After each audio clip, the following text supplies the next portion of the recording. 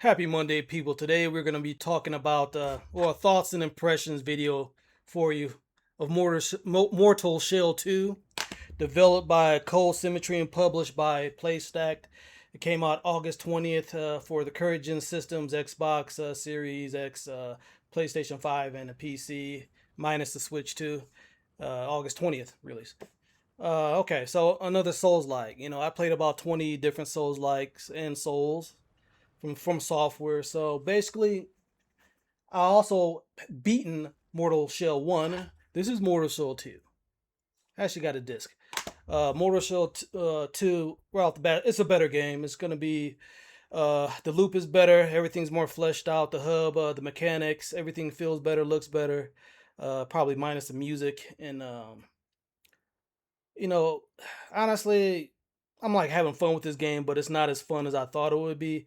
But it is a much better game than Mortal Shell 1, which I'll probably give a 7 out of 10. Mortal Shell 1 is not a good game, okay? It's a borderline 7 if, at best to me.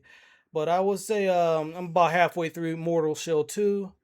I beat 3 of the main bosses, and I'm playing as a Proxima lightning build with tar stones. Tar stones are like equipable stones that you can add to your shell. Shells are these shells of past soldiers in the world that died, and you can have their shell as a harbinger by the name of a lavender, I believe.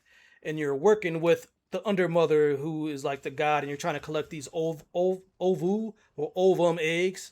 You're trying to collect a number of eggs so you can complete the game and get to the final boss. So I beat 3 of the main bosses, and the whole loop about Mortal Shell is about these large corruption gates. There's 3 in the northern map, and there's 3 in the southern map. I wrote down the names. So yeah, Fainweld is a northern map. Ruins of Mammon is a southern map. The gameplay you see behind me or on screen right now is of the southern map, which is the more difficult map, is later on. So I've beaten the 3 bosses in the northern map. Uh, and what I'm most impressed about is probably the world's loop. I would say you gotta cleanse these beacons with basically like bonfires, except they remind me of those little tombs or ruins that you in the Breath of the Wild and Tears of the Kingdom with the puzzles where you unlock very important items for Link. In this, you unlock tar stones, very important items for your harbinger and your shell and whatever. As far as the shells are concerned, there's multiple shells, and they got story mechanics behind them as you level them up. Shells are basically like classes, I would say. Like, for instance, you see on screen Proxima. She's basically uses like a bio siphon that can like slash into people, and she uses a lot of lightning. So I learned about a build that harnesses critical, tar stone lightning attacks and upgrades her lightning and crits and everything. So I'm basically running through the game with her right now as I'm leveling her up and leveling up the tar stones. She's just running through the bosses. The first 2 bosses I beat in the first try. Now this game could be difficult if you don't understand builds in these type of Souls like games. You gotta understand builds. The builds are the key to making these games easy. I don't care what type of Souls like or Souls game. If you learn about the build, you play the right build, and you got a build you like playing as, the games aren't that difficult. So I'm playing as Proxima, and like I said, I beat the first 2 main bosses on the first try. The third boss, I didn't know until I started losing that it was designed to use parries. Now there's different types of ways, stones that you could add to the shells. Like you can add a parry stone, you can add a dodge stone, you can add a guarding stone, and you can add a stone like a stone like element where you can just harden and you just stay in place and you turn into like a juggernaut and you just take hits. Then you unfreeze and you can start swinging again and stuff. So I'm playing basically as that with Proxima. And yeah, the game isn't that difficult for me, at least. The second area is much more difficult as far as challenge go.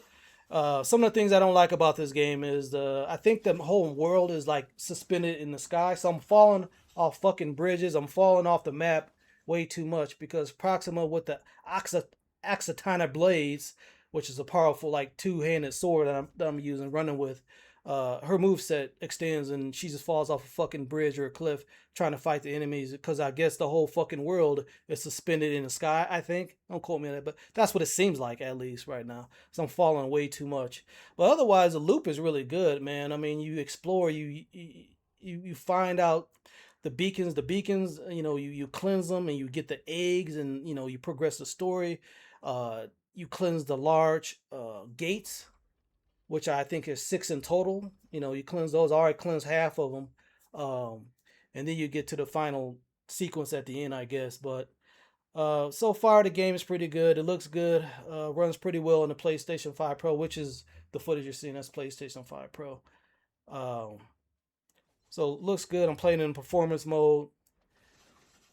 Yeah, I would say that the game is just much better than the first Mortal Shell. So this is a big glow up for Cold Symmetry. I'll just say that. The bosses aren't that impressive. They have like these cutscenes and stuff, and they look different, obviously. But for the most part, you're fighting armored brigands, humanoids. You're fighting some snake men here and there. You're fighting the large main bosses, which one looked like a big gelatinous baby, and one looked like a witch, a crone witch in a wheelchair and stuff.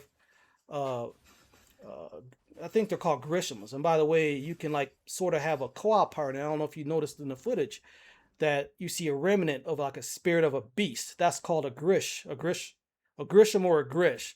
Anyways, there's once you learn the secrets about the game, you learn the puzzles and mechanics, and you learn about there's a secret area in the hub called the Marrow Keep, which is done way better than anything in the Mortal Shell 1 because they really didn't have a true hub in the first game, right? The Marrow Keep has a secret area where you can lock these monster spirits that can fight alongside you as you swing your weapon, and depending on whatever tar stones you have, everything gets more powerful or less powerful. There's also sidearms. I collected a crossbow. I collected guns. So everything that you do, with the tar stones, it makes the game much easier as you level them up. And yes, at the Hollow Keep, you do level up your tire stones, you level up your weapons. There's economy to the world. There's coins. There's XP. There's this crow you talk to every now and then that gives you maps to the area and unfogs the area.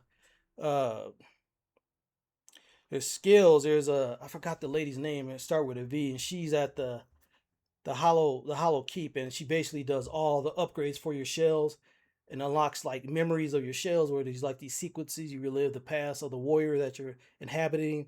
Another shell also collected was Theo. That's like the first shell you basically find in the game, and he's basically like a thief. So each shell has like a different class, like idea, history in the world and everything. So they did a lot more fleshing out, I would say, overall with this game compared to the first game, because the first Mortal Shell was pretty flat in all aspects of gameplay and the world building and the map design and everything. It was just flat. So, if nothing else, Mortal Shell 2 is, to me, a much better game than the first Mortal Shell. Now, is Mortal Shell up there like with the From Software Souls games? I wouldn't say that. I wouldn't say that. I don't know if I'm gonna be able to rate this game or not. But from going through halfway of it, yes, there's definite negatives of the game. But I would probably be leaning towards an 8 at this point if I did, just because the world and the loop are that good and engaging. It's not the most fun game I'm playing, but it's done just good enough where it's a very solid Souls like, if that makes sense.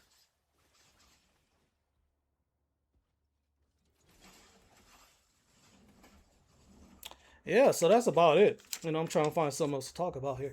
But yeah, I don't like falling off the map too much because it's suspended in the sky, like you're in Tears of the Kingdom in the sky or some shit.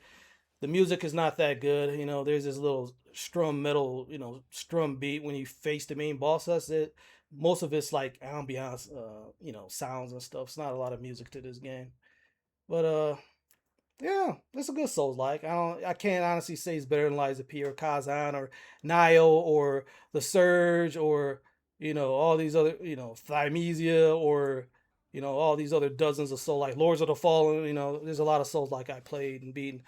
So, it's up there. It's up there. It's solid, and it's just a much better sequel. I would say that at least. So I don't know. If you're one of those Souls guys, you gotta play you love the Souls games, maybe you should give it a try.